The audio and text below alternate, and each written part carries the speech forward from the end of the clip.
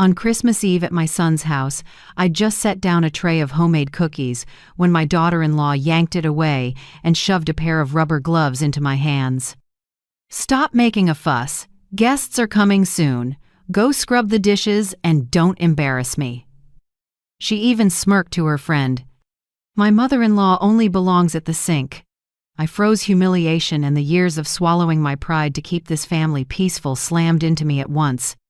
I realized that in this house I was nothing more than an unpaid maid. When she tossed a trash bag into my hands, I slipped off the gloves and said calmly, "I'm not washing dishes tonight." I turned away, opened my phone, and looked again at the email from a law firm about an unexpected inheritance in my name. She had no idea that in just a few days this dinner table would have a new host and my daughter-in-law would pay for everything I had endured. If you're still listening, tell me where you're watching from. Every comment you leave is another mark in this journey. And if this story has touched you, don't forget to hit like so it can reach even further. My name is Susan Whitmore, 66 years old, widowed for 10 years. I've spent my life in a small Vermont town, in a modest wood house by the pines. I used to be an elementary school teacher, quiet work, enough to raise my only son, David, right. Since my husband died, my joys have been my little garden, an old camera, and part-time teaching at the community center. I used to think I'd fulfilled every duty as a mother. I didn't remarry, never asked for anything. I poured all my love into David, just wanting him to have a happy family. But after David married Melissa, things changed. She's beautiful, educated, smooth-talking, but behind the polite exterior was a cold disdain. In the early years, Melissa seemed pleasant. She called me Mom, sent birthday gifts, invited me over for dinner. Slowly, I realized my place was just babysitter and housekeeper, nothing more. Whenever they were busy, I was asked to watch the kids, cook, do laundry. I once took it as love and responsibility until every thank you vanished and turned into commands. "Mom, could you please wash the dishes?" became, "You have to wash the dishes." "Mom, if you're free," became, "Mom, do this now." And David, my son, stayed silent. He isn't cruel, just weak. His eyes said he knew his wife was out of line, but he didn't have the courage to face it. I never blamed him. Men caught between two women often choose silence to keep the peace. But that silence made me smaller and smaller. That winter I baked gingerbread cookies by hand, a family tradition since David was little. I remember when he was 7, he said, "Mom, your cookies are the best in the world." I smiled, thinking one day he'd tell his wife and kids the same. But when I brought the tray over, Melissa brushed it aside like I'd carried in trash. The moment she shoved those rubber gloves at me, I saw it clearly. Every sacrifice I'd made had been turned meaningless. I wasn't a mother anymore, just a quiet shadow serving someone else's party. I fought back tears, my heart pounding hard enough to hurt. I wanted to shout, to leave, but that old voice in my head rang out, "Don't make a scene, Susan. Your son will be ashamed." I'd heard that voice hundreds of times and always chose silence. But not tonight. When Melissa threw a trash bag into my hands, I felt oddly calm. I took off the gloves, set them on the counter, and said, steady and firm, "I'm not washing dishes tonight." The room went dead quiet. Both Melissa and David froze. No one was used to me saying no. I smiled, turned away, and opened my phone. In my inbox sat the email from Graves & Cole Law Firm that morning. "Dear Mrs. Susan Whitmore, we represent the estate of the late photographer Margaret Hensley. You are named as the sole beneficiary in her will. Please contact us at your earliest convenience." I read that line again, feeling a shaft of light cut through the dark years. Margaret, my college friend from New York, the one who taught me how to see the world through a lens, had passed away 2 weeks ago. I didn't know why she left everything to me. Maybe she remembered the poor friend who once split a loaf of bread in a drafty dorm. With Christmas music swelling from the living room, I sat quietly at the kitchen table, my fingers trembling. I thought about the years of grinding effort, the times I swallowed tears so I wouldn't upset anyone, and the son I'd loved more than myself. One thought rose sharp and clear. It's time to live for me. When I left, snow drifted onto the porch roof. David ran after me, voice shaking. "Mom, don't be mad at Melissa. She just went a little too far." I turned back with a gentle smile. "Son, some things aren't a little. Some words wake you up." I hugged him, not angry, just strangely light. That night, back in my little house, I warmed a pot of tea and reread the email. I opened my laptop and typed a short reply. "Dear Miss Graves, I confirm my identity. Please let me know more details about Margaret Hensley's estate." Minutes later, a response came. "Mrs. Susan, congratulations. Under the valid will, you inherit the entire property in Charleston, South Carolina, along with a trust fund left by the late artist Hensley. We will send full documentation and invite you to our office to complete formalities within 10 days. I sat still, flooded with feelings I couldn't name. Charleston, a place I'd never set foot, was suddenly the key to a new chapter of my life. I looked up and saw my face reflected in the fogged window. The lines, the crow's feet, all telling the story of a woman who gave too much and went unrecognized. I touched the glass lightly and whispered, "Susan, you've done enough. Now it's your turn to live." The next morning I got up early, made coffee, and wrote a few notes to myself. 1. Call Miss Graves back. 2. Book a train to Charleston. 3. Tell David and Melissa nothing. I knew if they found out, they'd try to take it. Melissa never overlooks anything valuable. By noon, Melissa called syrupy sweet. "Mom, you must be mad at me about last night." "But you know, I just want everything perfect, right?" "Oh, and don't cook anything for Christmas, just bring your apron." I answered softly. "All right." She laughed. "Great, I knew you'd get it." When the call ended, I set the phone down, oddly calm. I began folding clothes and sliding old photos of Margaret into a bag. Afternoon light spilled into the room, pine scent drifted through the window. I looked around the house where I'd cried, laughed, and sacrificed, and knew I wouldn't be here much longer. That night I stood before the mirror and smoothed my silver hair I hadn't properly brushed in ages. In the warm light, my face looked tired yet proud. I whispered, like a vow to myself, "Now it's my turn to set the table." And I knew that in just a few days, the balance of power in my family and in my life would flip for good. The next morning, as the first sunlight slipped through the thin curtains, I got a call from a South Carolina number. A woman's voice, gentle but firm, came through. "Is this Susan Whitmore?" "I'm Eleanor Graves, the attorney for the estate of the late photographer Margaret Hensley. First, please accept my condolences." My heart skipped a beat. That name, Margaret, brought an old era back to life. I answered softly, "Yes, I was her friend a long time ago." "I'm glad to hear that," Miss Graves continued. "You are named as the sole legal heir in the will. Miss Hensley's historic home in Charleston, along with the entire photography collection, antiques, and a trust valued at $8 million, will be transferred to you within 60 days. I gripped the phone, fingers cold. I can't believe it. Could there be a mistake?" "No, Mrs. Whitmore," she said, warm but unequivocal. "Miss Hensley wrote this. I leave everything to the only friend who saw light in me, even when I could not see it myself." I was silent for a long time. Miss Graves paused, then added, "There's just one condition in the will.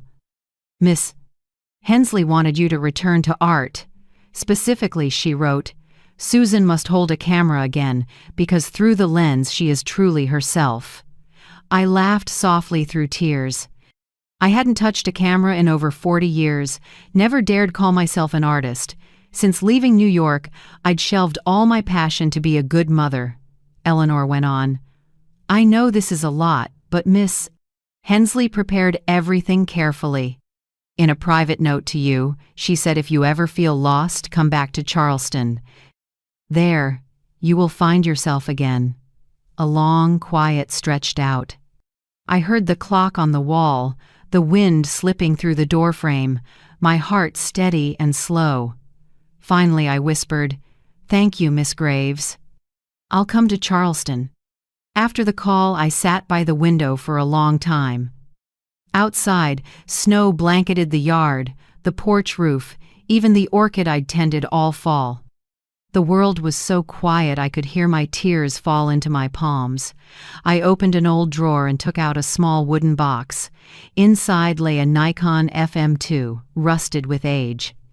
I gently wiped the dust, touched the scratched lens, and saw Margaret's grin, the friend who once dragged me through New York streets in 1979 to catch the last light of sunset between glass towers. I remembered what she said that day. "Susan, if you ever lose yourself, I'll remind you who you are."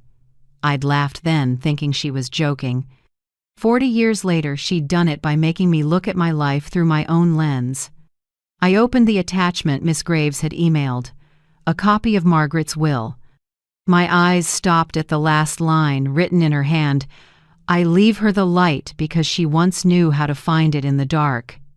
Tears slid slowly down my wrinkled cheeks. I didn't know if I was crying from joy or regret. Maybe both.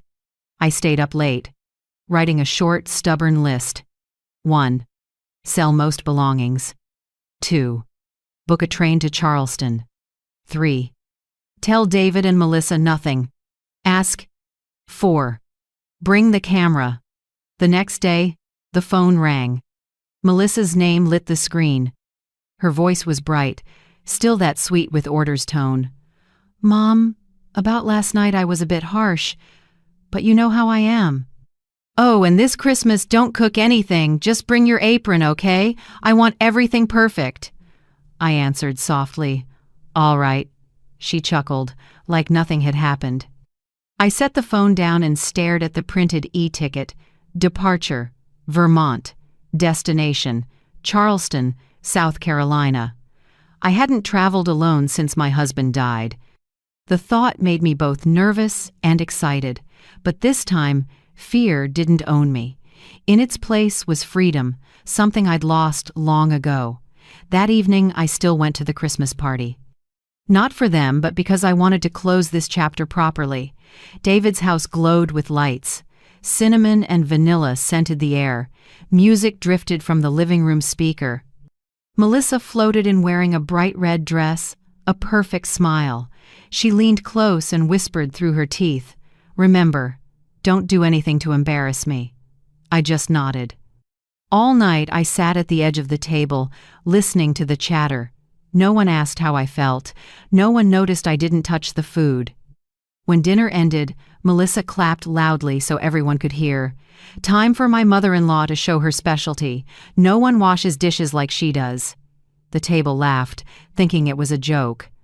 But I saw the smugness in her eyes. On the counter, a tower of greasy plates. I looked at it for a moment, then calmly untied the apron and folded it neatly. "I'm not coming back here anymore." No one reacted in time. Melissa arched a brow and sneered, "Oh, don't be dramatic. It's just a little sulk." I smiled and said nothing more. I'd spoken with a calm I didn't know I had. I grabbed my coat and stepped out. Snow drifted gently. Street lights laid a soft haze on the sidewalk. I took a deep breath, the cold slicing my skin cold but pure. David called after me, "Mom, get home safe. I'll call you later." I turned, looked at my son confused, but a flicker of understanding in his eyes. I said only, "Stay. Merry Christmas, David." I left without looking back. The next morning I packed. Not much, a small suitcase, a few outfits, an old photo album, the Nikon, and the printed letter from Miss Graves. I locked my little house and left the key in the mailbox like a parting ritual. When the train pulled out, I sat by the window and watched the white blur of snow recede. Vermont's small wooden houses faded into mist. I set a hand on my chest, feeling a steady heartbeat, no more dread, no more hurt, just a strange peace. I didn't know what waited ahead, only that a new chapter had begun. One where I wasn't the long-suffering mother or the forgotten woman in someone's kitchen corner. For the first time in decades, I felt alive, not just existing. Somewhere between the rhythm of the wheels on the tracks, I heard Margaret's voice in my mind. "Remember, Susan, the light is always there. You just forgot how to see it." I smiled, tears light as air. Charleston was waiting, and I finally was ready to step into the life I deserved. The night train from Vermont to Charleston took about 20 hours, but I didn't feel tired. I kept the window seat the whole way, watching the scenery change from snow-white hills to lush green fields, then long, shaded lanes of southern live oaks. Charleston's air was warmer, scented with sea breeze and sweet orange. When I stepped off at the station, I tilted my face up, feeling as if I were walking into a different chapter of my life. A small woman with short silver hair stood waiting with a sign that read, "Mrs. Susan Whitmore." It was Eleanor Graves, who had called me a few days earlier. She smiled and shook my hand with a sincerity that immediately put me at ease. "Welcome to Charleston, Mrs. Whitmore," Eleanor said. "I think you're going to love it here." A navy blue vintage car carried us down a cobblestone road toward the western suburbs of the city. Late-day sun filtered through the live oaks, throwing dappled light like a heartbeat. When the car turned through an old iron gate flecked with moss, I held my breath. In front of me stood an old red brick house, 3 stories tall, with a gray tile roof, high ceilings, and wide windows dressed in fluttering white curtains. On both sides were rows of white marble columns and a lush garden bursting with blooming orange trees. The light fragrance in the breeze overwhelmed me. At the center of the garden was a round pool, its surface still as a giant mirror, reflecting the blue sky and drifting white clouds. Eleanor looked at me, understanding in her eyes.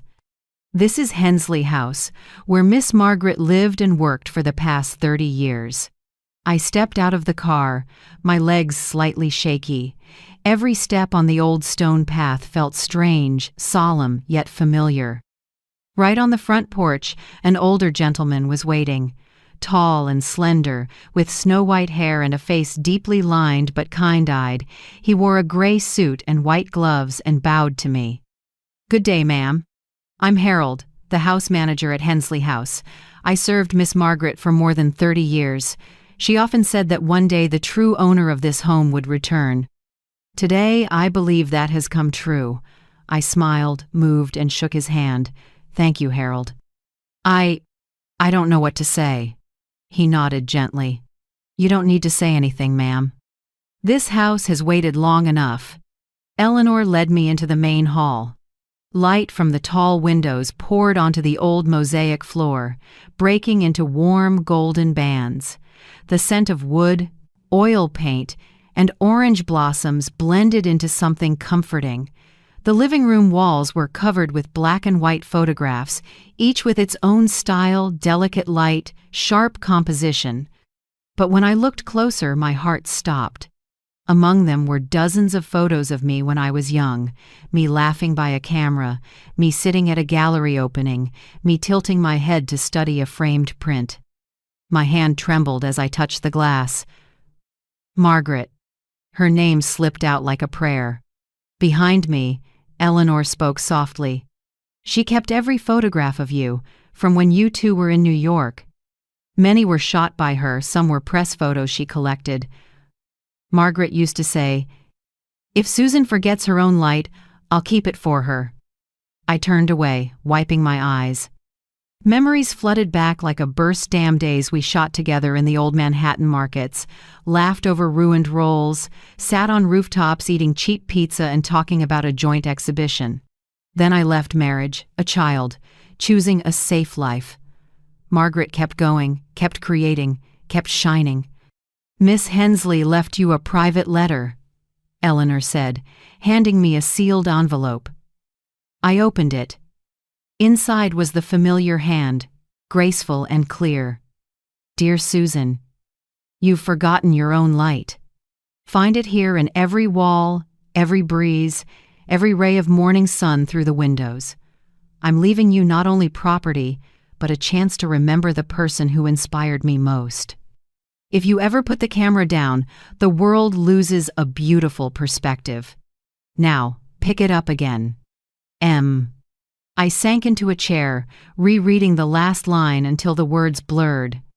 A mix of loss and gratitude settled into every breath. Harold brought over a cup of Earl Grey and set it down lightly. He sat and said slowly, "Miss Margaret spoke of you often. Every spring she'd say, 'If Susan never comes to claim it, this house will be nothing but an empty frame.' I looked around every object, every photo, every photograph. Curtains seemed to tell a story about my friend who was gone. I walked the hallway. Each room was meticulously kept. The reading room held hundreds of art books. The gallery was full of frames and negatives. In Margaret's studio, light slanted through a large pane, falling across a wooden desk where an old Leica still rested. Beside it was another frame, a photo of two young women, arms around each other, laughing in a park. Me and her. I set my hand on the glass as if I could touch the past. For years I'd buried that woman, the one who knew how to love, to dream, to make beautiful things. Now, in a house filled with Margaret's presence, I felt it clearly. The fire wasn't out. Eleanor handed me a thick folder. "As for the legal process," she said, "you just need to sign here to become the lawful owner. The $8 million trust is transferred to your separate account and can only be used for art-related activities or maintaining the property." I picked up the pen. As the first line of ink slid across the page, my hands shook. Not because of the money, but the meaning. I, who had lived in other people's shadows, was signing for a new life. Eleanor smiled. "Congratulations, Mrs. Whitmore. From today, Hensley House is yours." Harold bowed slightly beside me. "Welcome home, ma'am." I looked out at the orange grove. The sun had turned golden over the pool, throwing shimmering light. Everything felt alive, breathing, inviting me to begin again. That afternoon I strolled the garden. Each step stirred a memory.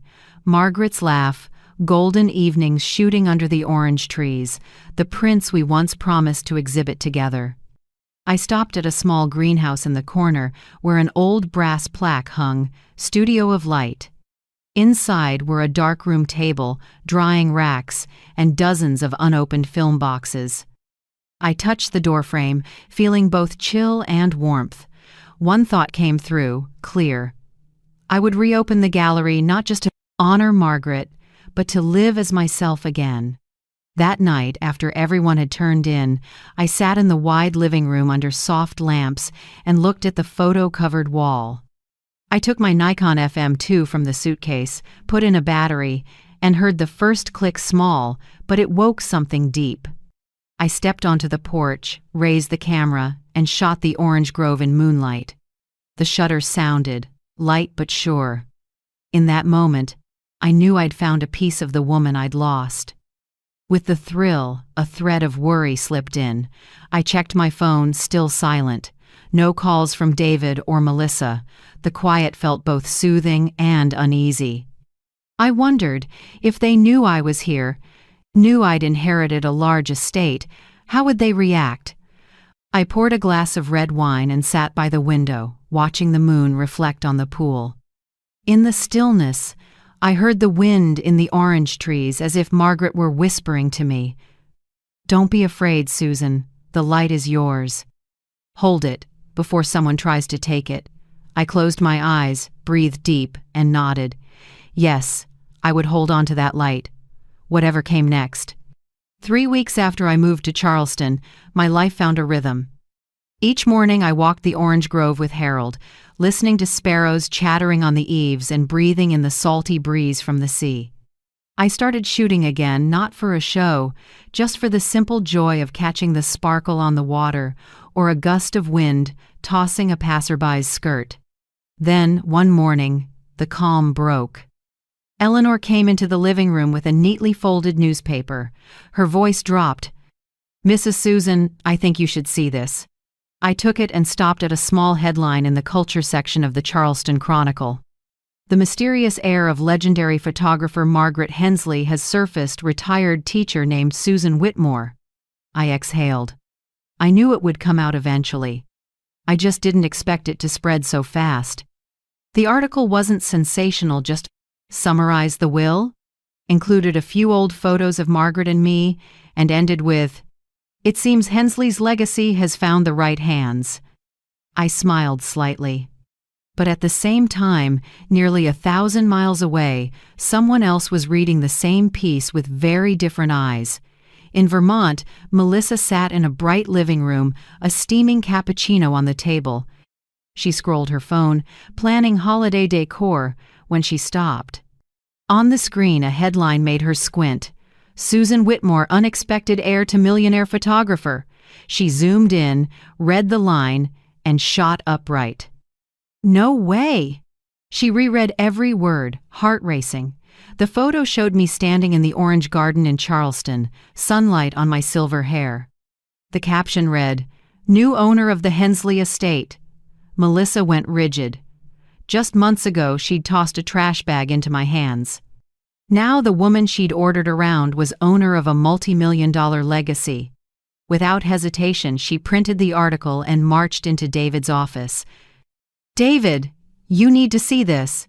He looked up from his screen, reading glasses on. When he saw my name, he blinked hard. "Mom, inherited whose estate?" "Margaret Hensley, ring a bell?"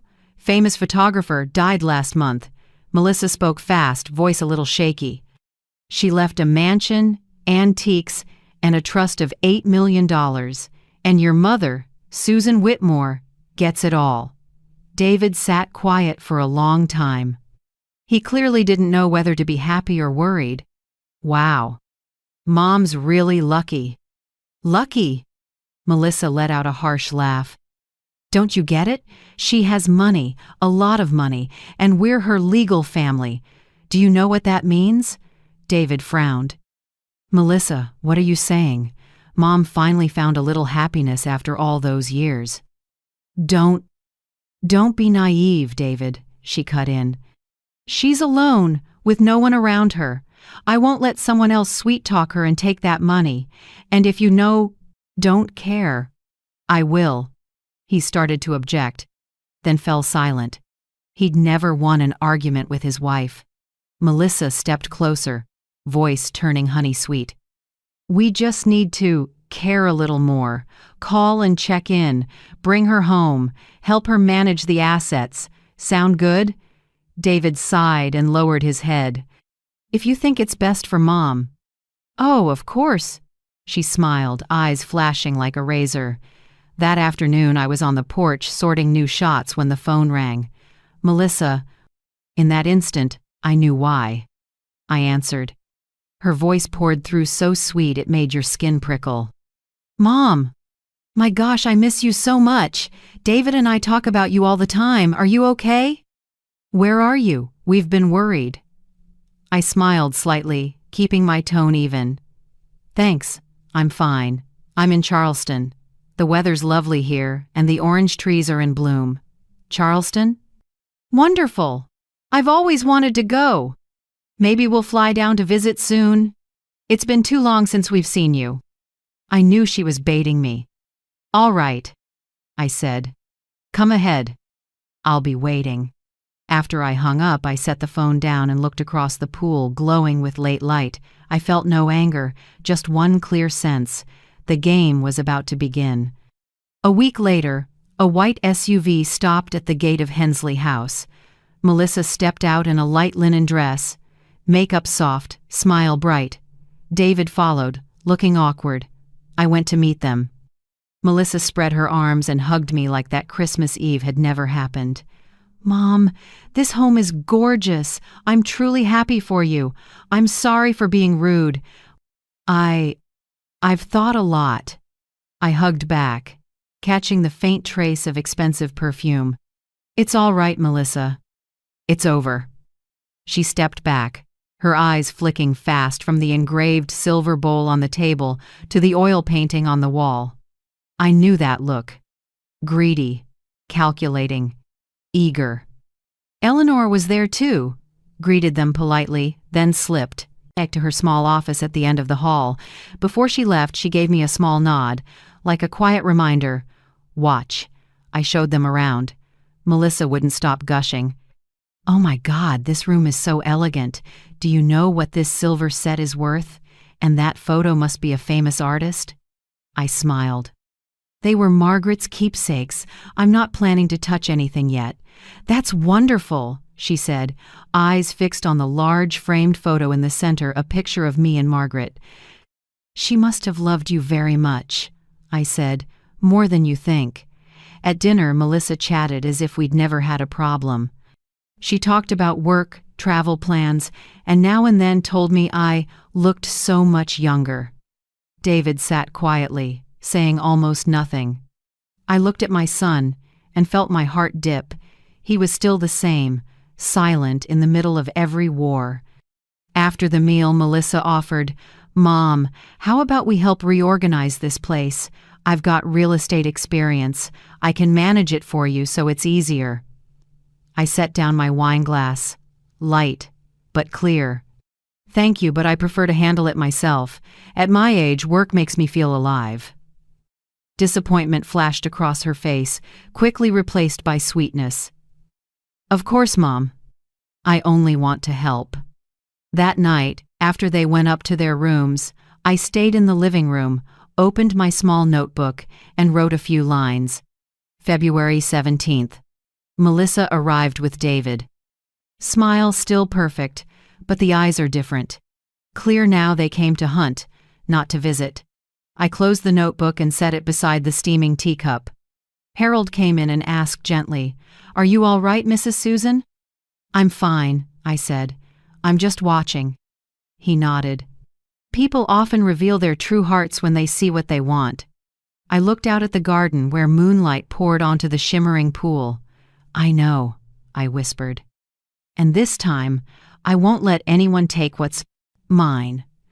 The next morning, as I walked them to the gate, Eleanor arrived with a few papers I needed to sign. After they left, she looked at me, serious. "Mrs. Susan, I've practiced law for more than 20 years, and I've learned one thing. People are only sincere when they need nothing from you. From here on, be careful." I smiled, but a small chill passed through me. She was right. Because in Melissa's eyes as she stepped into the car, I'd already seen it. There was a storm on the way. 3 days after David and Melissa left Charleston, the house was quiet again. But I knew this peace was only temporary. I'd seen it in Melissa's eyes at the gate, the look of someone calculating. I was right. Not even a week later, the phone rang. This time it was David. My son's voice was awkward, a little tense. "Hi, Mom, how are you? Melissa's been worried about you lately. She says, you're living there alone with a lot of assets, and it might not be safe. Maybe you should consider moving everything into a shared family fund so we can help manage it for you." I smiled slightly. "A shared family fund?" I emphasized each word. "Can you be more specific?" David cleared his throat. "I mean, we combine your assets with my account so it's easier to track. I'll make sure everything's transparent so no one can take advantage." In the background, I caught Melissa's voice cutting in. "You know, at your age, it's easy for bad people to scam you. I just want to help." I leaned back in my chair, keeping my tone light. "You two are very thoughtful. Let me think it over, all right? I'll talk to Attorney Eleanor to see what the process looks like." The moment I said Eleanor's name, Melissa went silent. I could picture her face, a forced smile and a frown trying to hide disappointment. "Of course, talk to your lawyer," David said quickly, lowering his voice. "We just want you to feel secure." "Mm-hmm," I answered, softly. "I know, son." I hung up and let my eyes drift to the garden pool.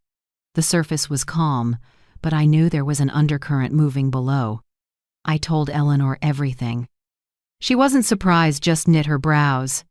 Move assets into a shared family fund, huh? A classic move, still effective if the mark believes.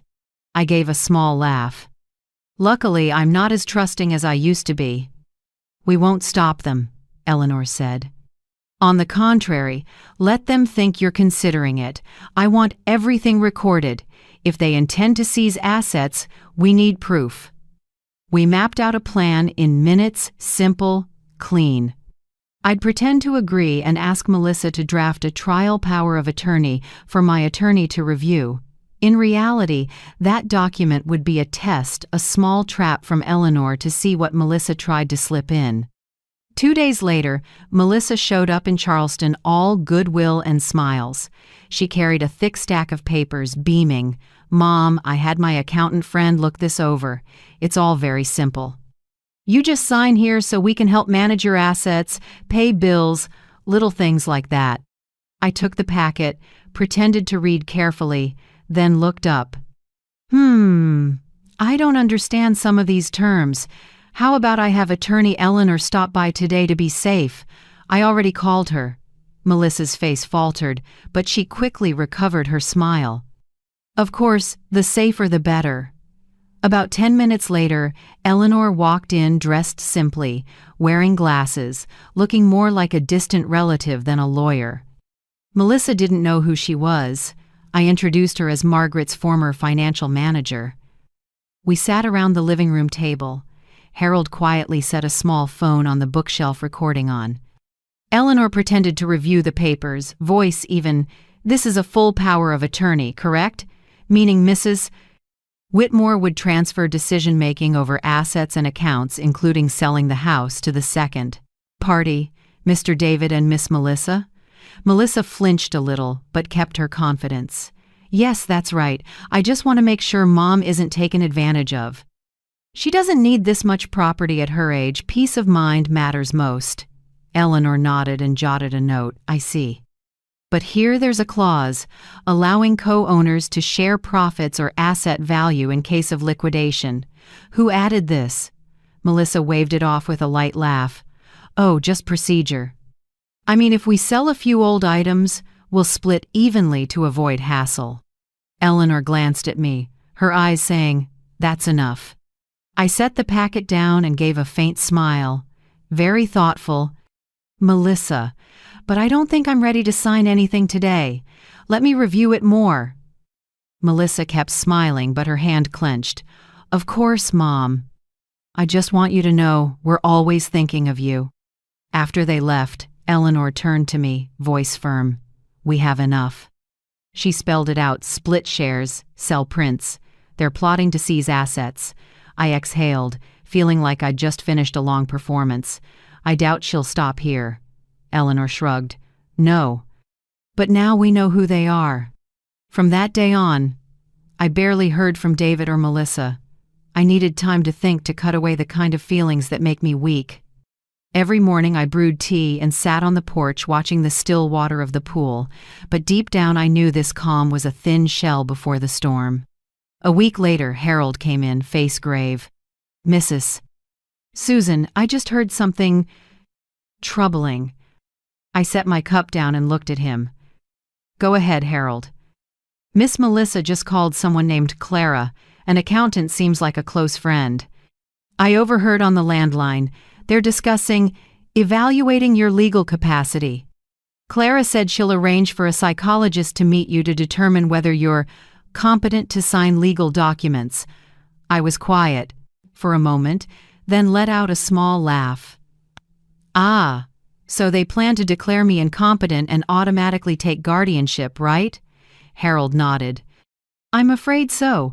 They want you to appear impaired so a court will grant them control of your assets." I leaned back. No anger, just a chill. "How strange," I said slowly. "Do they think I'm so foolish I don't understand the law? Or that age equals dementia?" Harold looked worried. "Do you want me to call Eleanor now?" I shook my head. "No. Let them try." If they want to test my memory, I paused, a faint wry smile. I'll show them who's really losing theirs. Sometimes I think the deepest pain doesn't come from strangers, but from family. If you were me when you discovered your daughter-in-law planned to declare you incompetent to take your assets, what would you do? Leave a few thoughts below, because sometimes your story helps someone out there find their courage again. That night I sat in Margaret's library, warm lamplight spilling over stacks of old books. I opened my notebook and wrote down every detail: Melissa's call, the contract, the words she used. I was no longer the woman who bowed her head in that Christmas kitchen. I was the owner of this house and of this story. I brushed my fingers over the camera on the desk, pausing on the lens. In the mirror, the lamp's reflection lit my eyes, the look of someone ready to strike back. Outside, the wind stirred through the orange trees. I smiled and murmured to myself, "Melissa, if you think this is your winning game, you don't know me." And that night, I began planning my next move, a move I knew would make them think twice before ever underestimating a mother again. I've always believed the sweetest revenge is to live well and let people expose their own greed. After hearing Harold describe their plan to test my sanity, I didn't get angry or afraid. I felt a cool clarity spread through me. I knew it was time to counter. The next morning I went to Eleanor's office. Early sun slanted through the big glass window, glinting off a thick file on the desk. She looked up and smiled. "I take it you're ready." I nodded.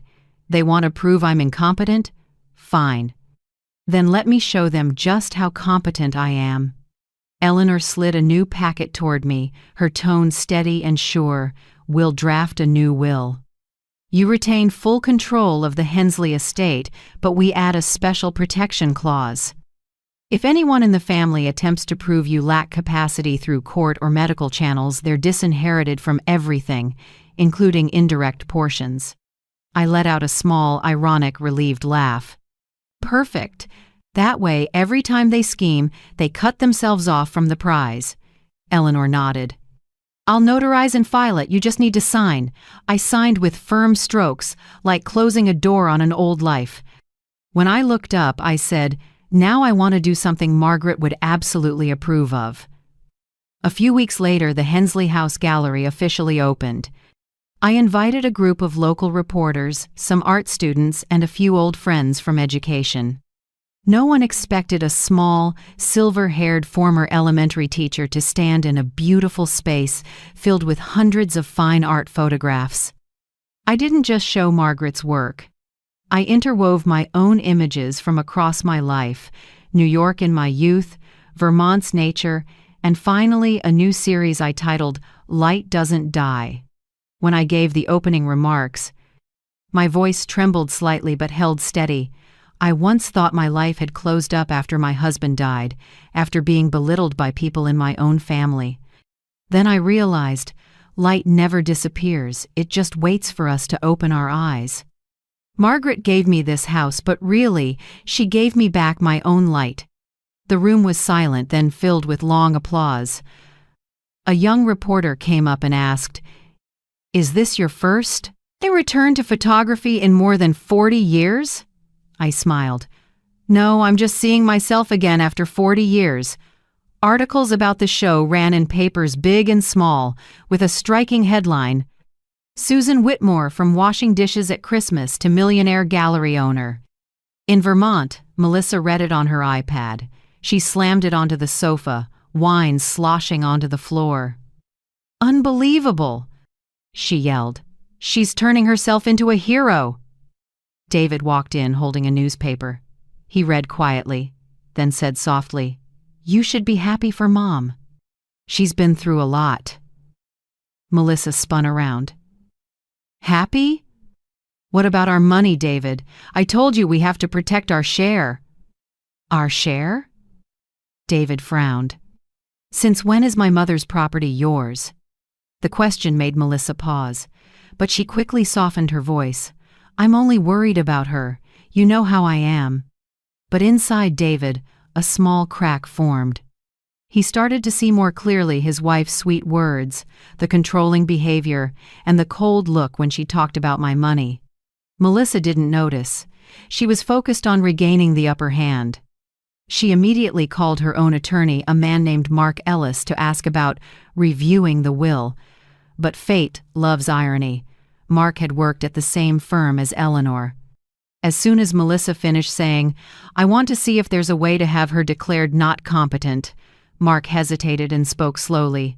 "You're talking about Susan Whitmore in Charleston? I know her. Her attorney is Eleanor Graves. I'll reach out. But honestly, if Graves is on the file, you won't have an easy time." She hung up, shaking with anger. She didn't know Mark called Eleanor right away and relayed the entire conversation. Eleanor simply said, "I know. Thank you.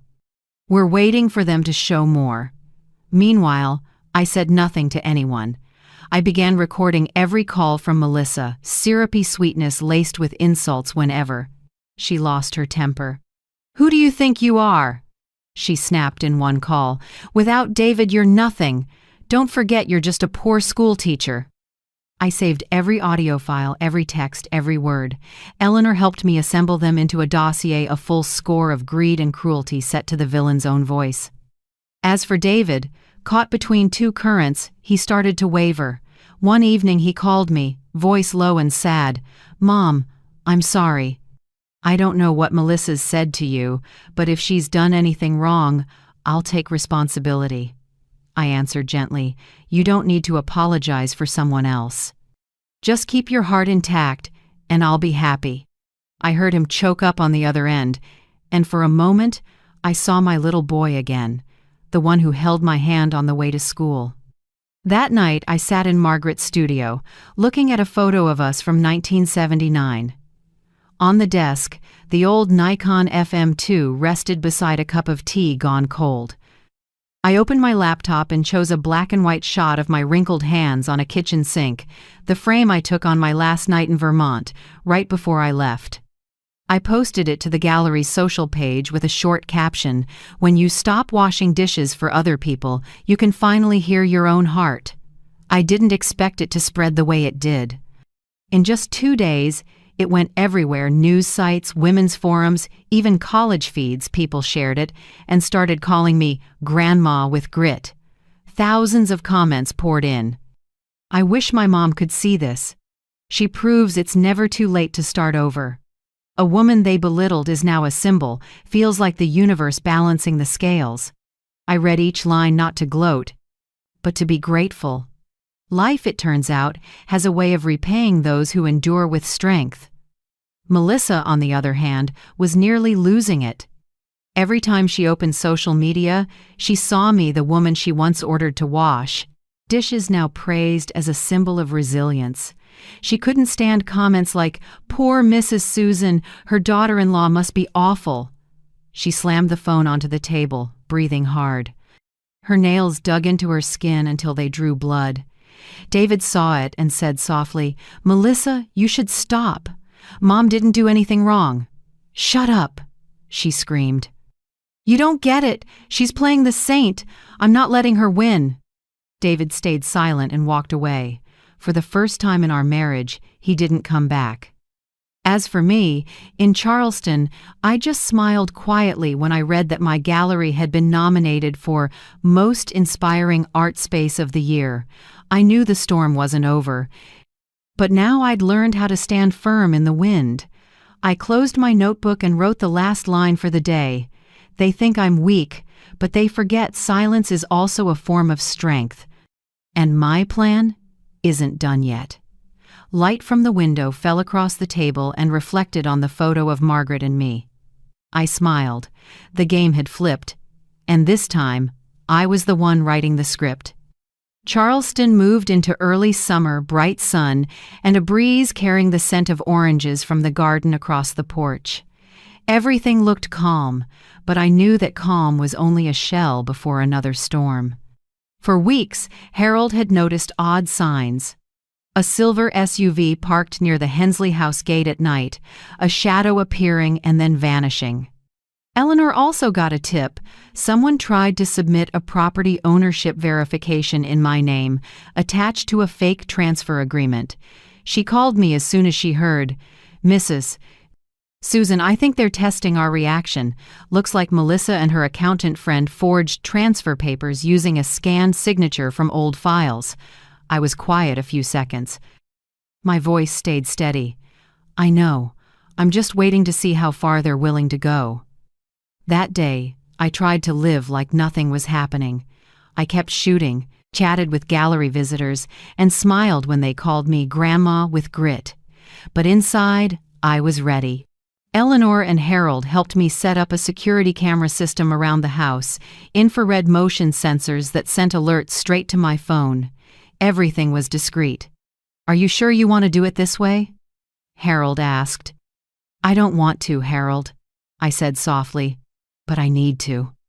Only when the truth is exposed will they stop lying to themselves." That night, there was no moon, just streetlights washing the stone path at the gate. I sat in the study, looking at the photos Margaret took of me years ago. In my head, Eleanor's voice echoed, "If they step through this door, it means they're stepping into their own crime." Close to midnight, Harold knocked gently. "Mrs. Susan," he whispered. The system just flagged movement in the back garden. I stood and grabbed my phone. On the screen were two figures, a man and a woman quietly opening the back door. I knew them instantly, Melissa and David. David staggered. He'd been drinking. Melissa carried a large bag, her flashlight skimming the walls like she was searching for something. Watching it, my heart felt heavy. "She really dared," Harold murmured. I motioned for silence. "Let them think they're still safe." "Downstairs," Melissa hissed. "The seal has to be in the safe." "Open it, hurry, before she wakes up." David shook his head, voice shaking. "Melissa, I'm not sure about this. Mom doesn't deserve this." "Don't go soft," she snapped, squeezing his arm. "What do you think? She's squatting in this house that should be ours.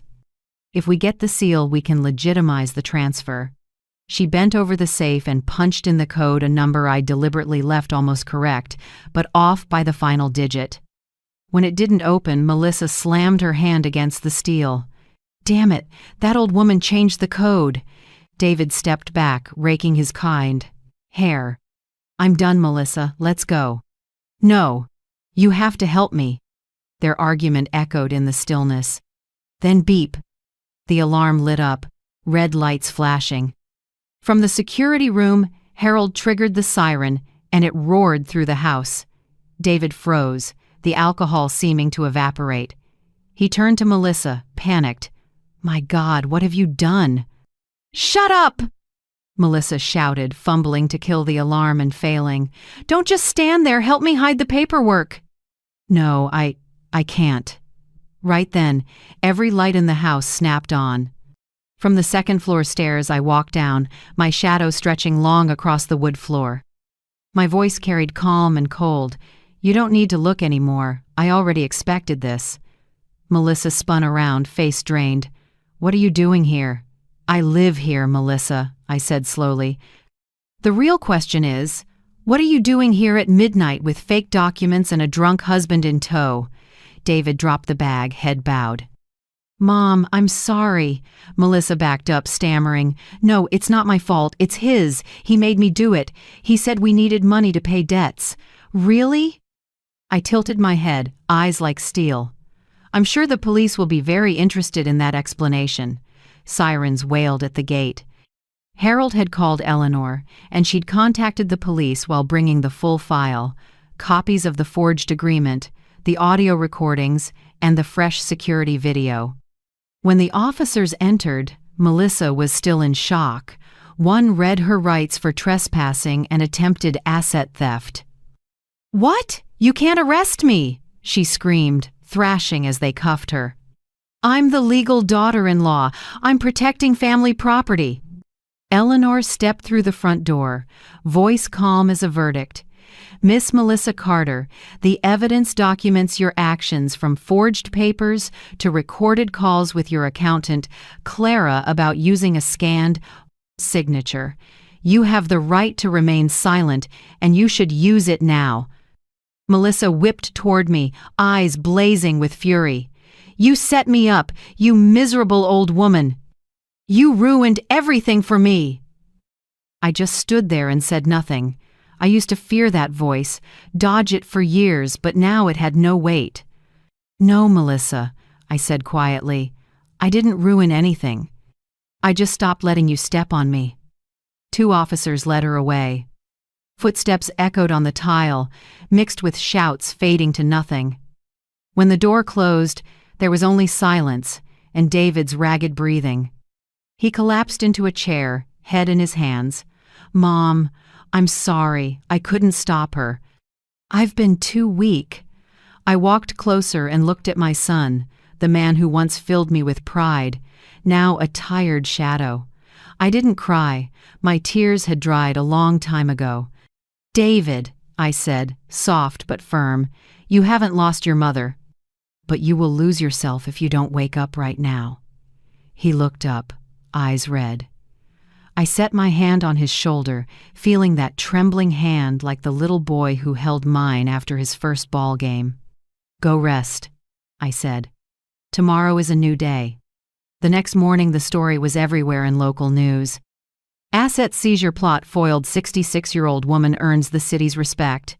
Susan Whitmore, owner of Hensley Estate, worked with her attorney and police to expose a forged transfer scheme orchestrated by her own daughter-in-law. Photos of me standing in front of the gallery, silver hair, steady gaze flooded the web. Some called me a symbol of late-life strength.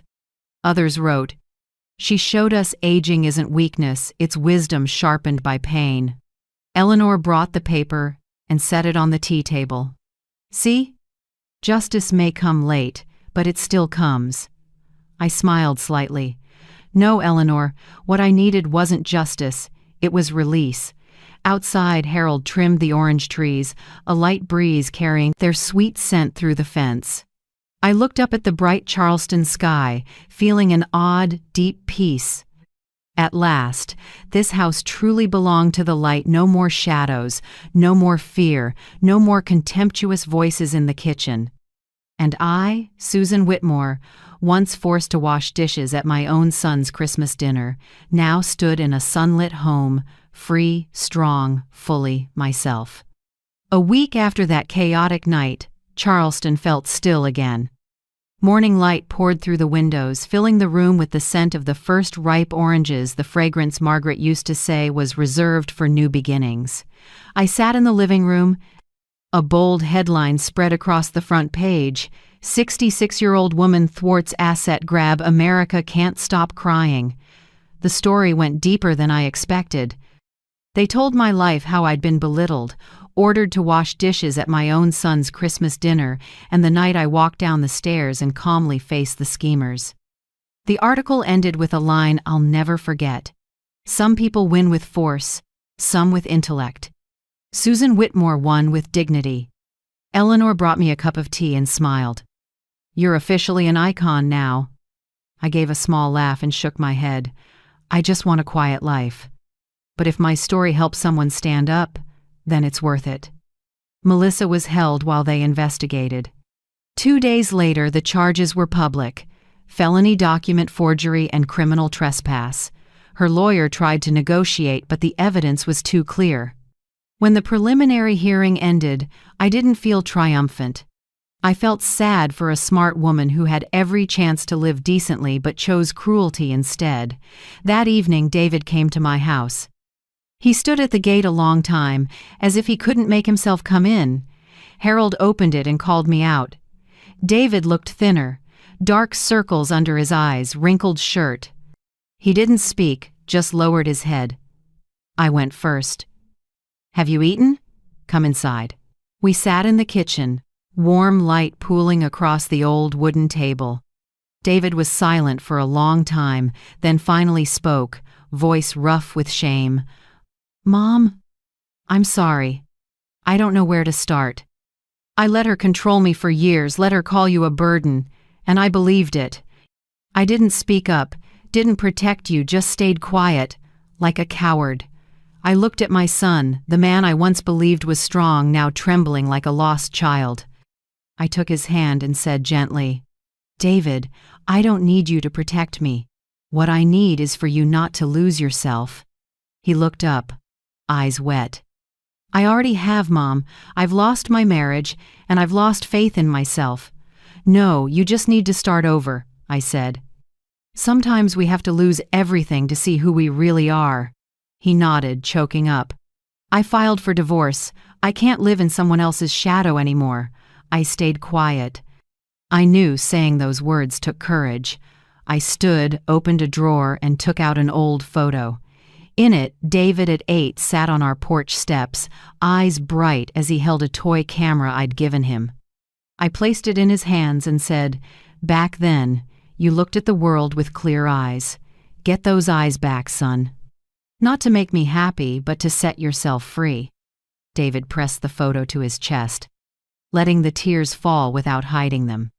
In the days that followed, he moved into the guest house behind the gallery. He started helping Harold in the garden, then helped me prepare the next exhibit. They worked quietly, the air warm and easy like when David was a boy. One afternoon, I saw him wiping a frame, sunlight making his face look peaceful. I walked over and put a hand on his shoulder. He turned and smiled, truly smiled. "I haven't felt alive in a long time, Mom." I smiled back.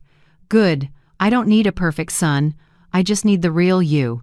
News of the case spread further. The press kept writing, this time calling me the Christmas matriarch. Who fought back? They framed it not just as a legal story, but as a symbol for older women standing up when they're dismissed.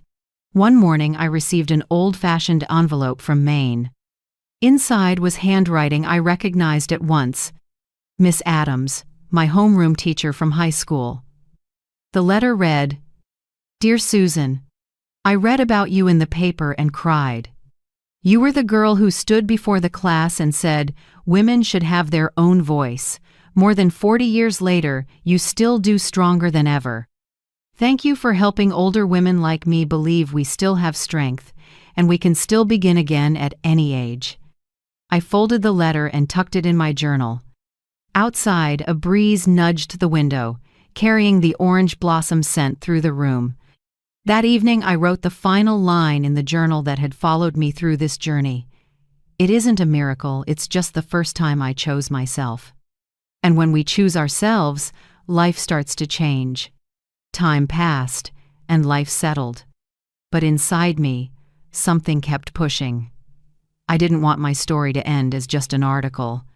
I told David and Eleanor, I want to start a free photography class for older women, a place where they hold a camera and tell their life stories with images, with light, not with tears. David looked at me and smiled. "That's a wonderful idea, Mom."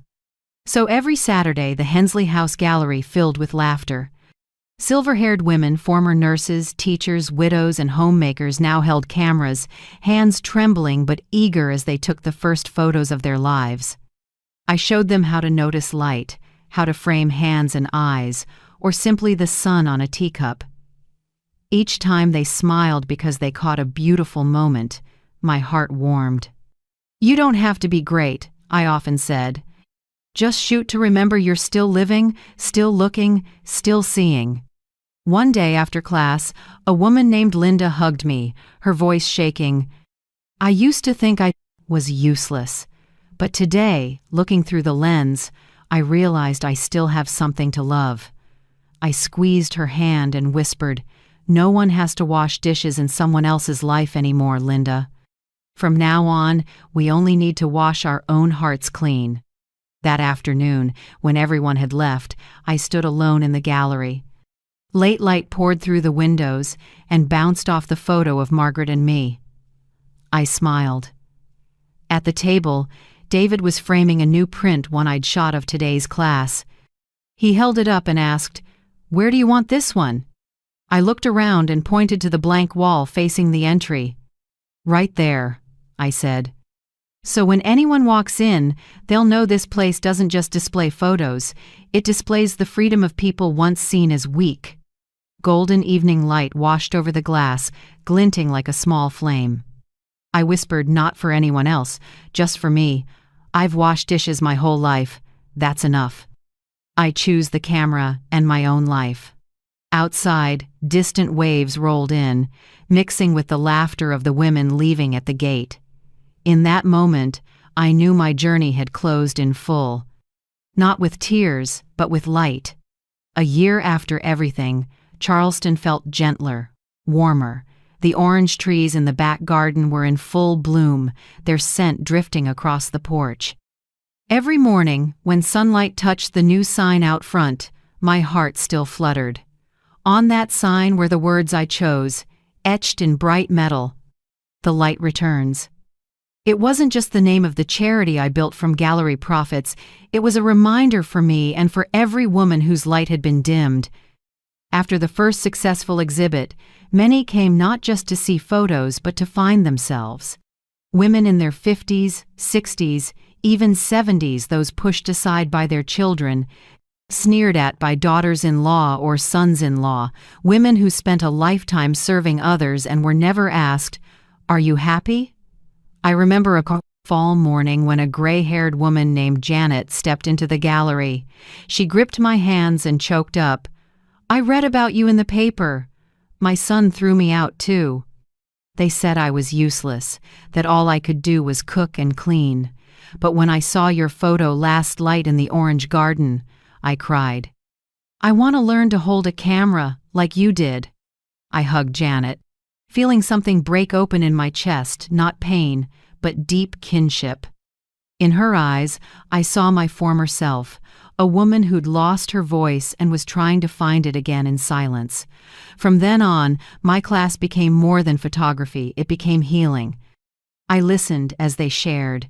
A woman whose daughter-in-law forbade her from visiting her grandchild. A widow whose son forced her to sell her house for easier care. Someone who left her job because her husband said older women shouldn't be working. They spoke, I listened and put a camera in their hands. "Shoot," I said. "It doesn't need to be pretty, just honest. Each photo proves you're still here." And the images came imperfect, but brimming with life. Sunlight on a window, wrinkled hands, a steaming cup of tea. I gathered them and hung them on a dedicated wall in the gallery, calling the collection Women Who Still Stand.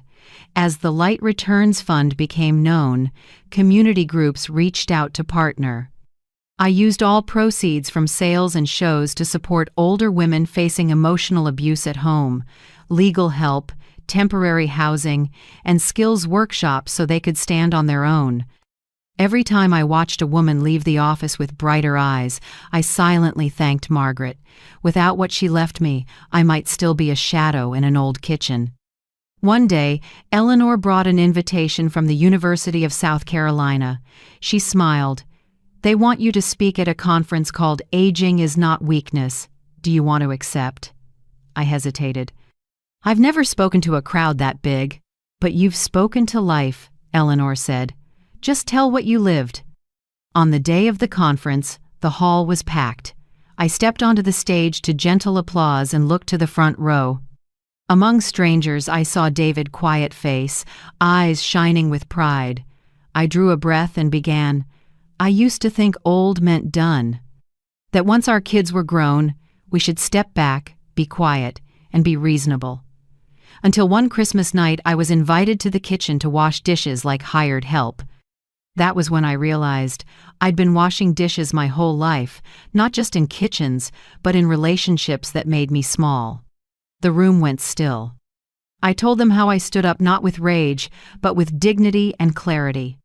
I spoke of Margaret, the inheritance, relearning the camera, and seeing myself again. That night, I said, voice catching, I didn't just stop washing dishes. I rinsed off my old life fear and the words that made me believe I was weak. When the water ran clear, I saw my real face, a woman who still had strength. I paused. In the warm light, I saw David bow his head as tears slid down his cheeks.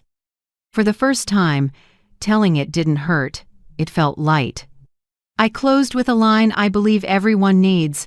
You don't need to be young again, you just need to remember how strong you've been. The hall erupted in applause that wouldn't end. People stood. Many wiped tears, many smiled, many hugged me afterward. A reporter asked, "Do you think you're an inspiration?" I shook my head. I'm just a person who dared to say enough. The women who stood up with me, they're the real miracle. The next day, social media filled with photos of the event. One shot of me on stage, light across my face, spread everywhere.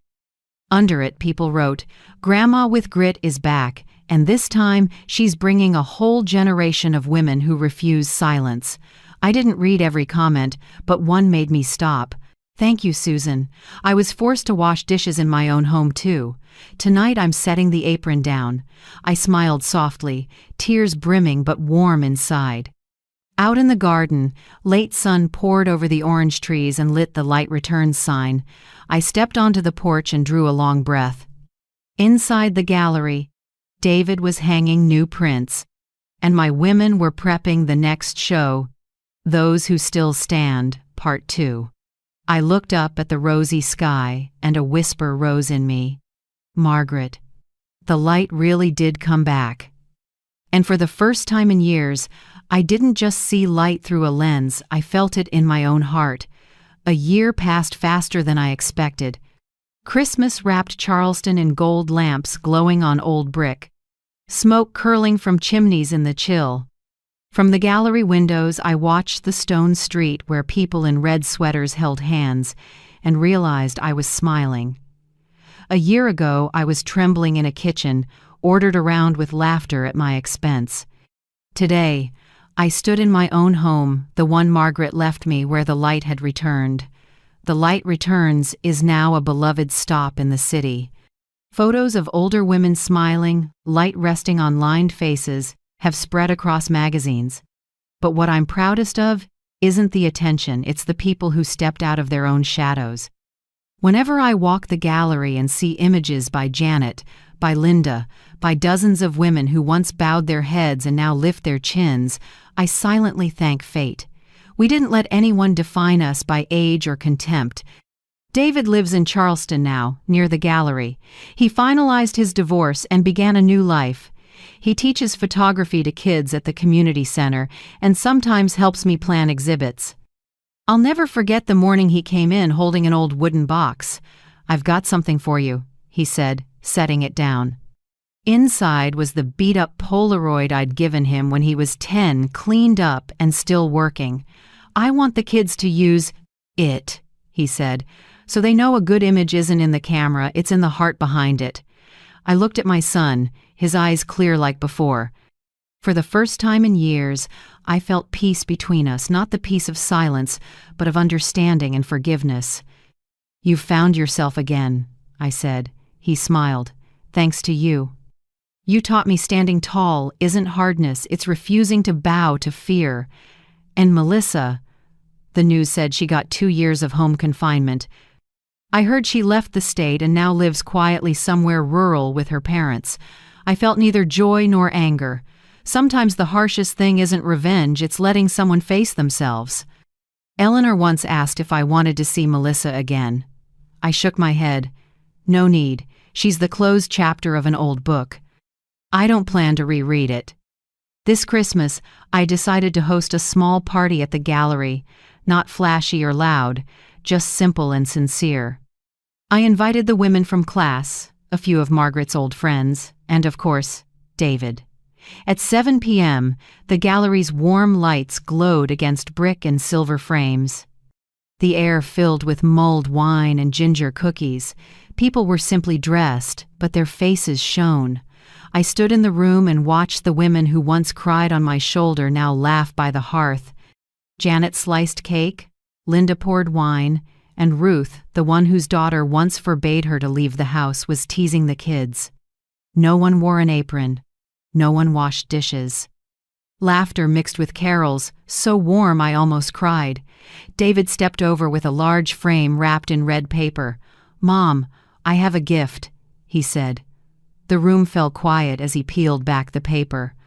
Inside was a photo of me smiling, taken during a spring class, a real smile, unforced, unhidden. Under it, in his handwriting, "This is my mother, the one who taught me to stand tall." I had no words. I touched the glass, as if touching my whole life. Applause rose, and Janet handed me a glass of red. I smiled and lifted it. "Thank you, everyone. This year, I only want to say one thing." All eyes turned to me. I grinned, soft but clear. "This year, I'm not doing the dishes." The room burst into laughter, glasses clinked, and silent night floated through the air. I looked around, faces once worn by sorrow now bright under the lights. David leaned in and whispered, "Mom, if anyone asks what a miracle is, I'll say it's when a woman dares to say enough and starts living again." I smiled. "Then we've got a whole room full of miracles, son." When the party ended and everyone left, I stayed alone in the gallery. The fire still burned, reflecting in the mirror on my silver hair. I poured a little wine and walked slowly along the walls, photos telling the year's story. Each one was a reminder: light always returns when we open the door. I stopped at the photo Margaret took of me at 25. The light there blazed, but I realized the light now was brighter because it no longer came from outside. It shone from within. I spoke softly, as if Margaret could still hear. "See? I found the light again." Snow began to fall. I stepped to the door and gently pulled the gallery closed. Wind rushed through the leafless orange trees, carrying damp earth and winter chill. Under the lamps, snowflakes glittered like 1,000 tiny lights, like destiny's Christmas blessing. I looked up and smiled. A calm voice inside said, "I spent too many years pleasing others. Now, I just want to live true to myself." And in the falling snow, I felt free, like a small light, warm enough to soften the whole winter. After all was quiet, I realized there was one thing left to tell my story in my own way, not through articles or interviews, but in plain, honest words like the life I lived.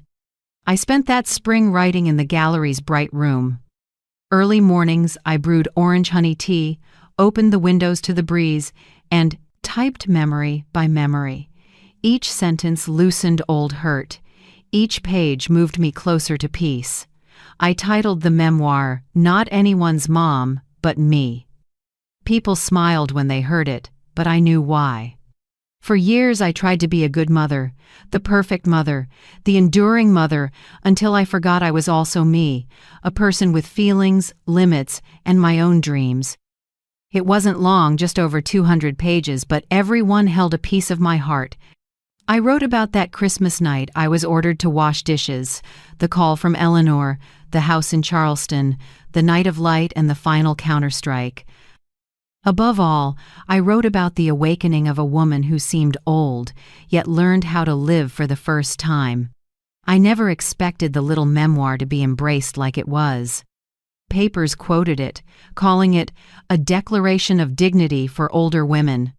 Readers sent letters saying they cried, that they saw themselves in the pages, that they, too. I wanted to stop doing the dishes in someone else's life. A local TV station invited me to share. I sat in the studio, lights on my silver hair, but I didn't feel shy anymore.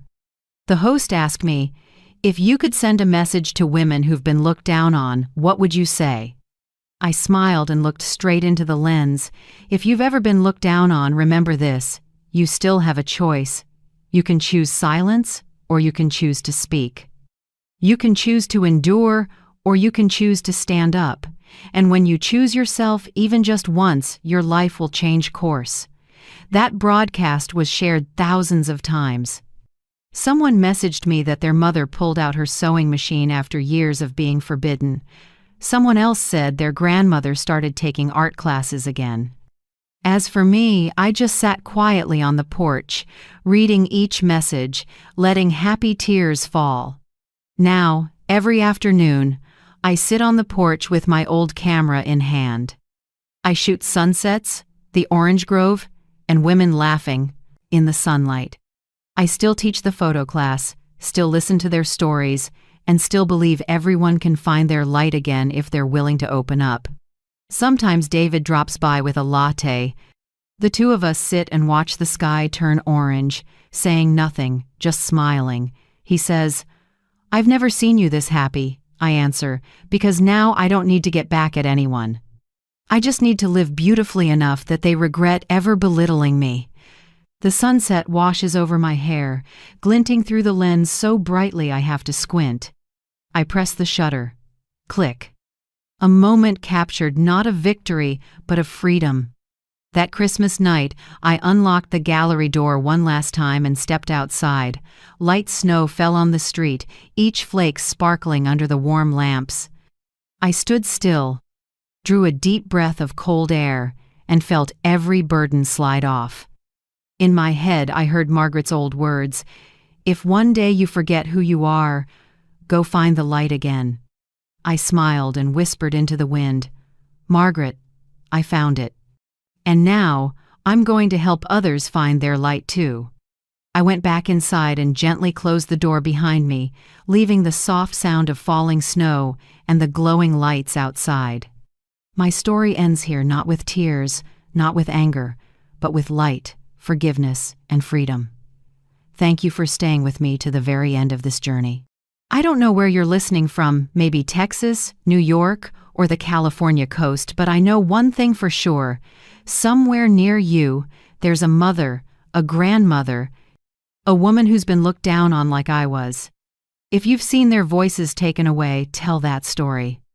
Share it in the comments so I can read it, listen, and help you spread the strength of women who dare to say enough. And if my story made you smile, please like, subscribe, and keep walking with me and with other strong women as we bring light to quiet winters. I'm Susan Whitmore. And this is the first Christmas I'm truly free.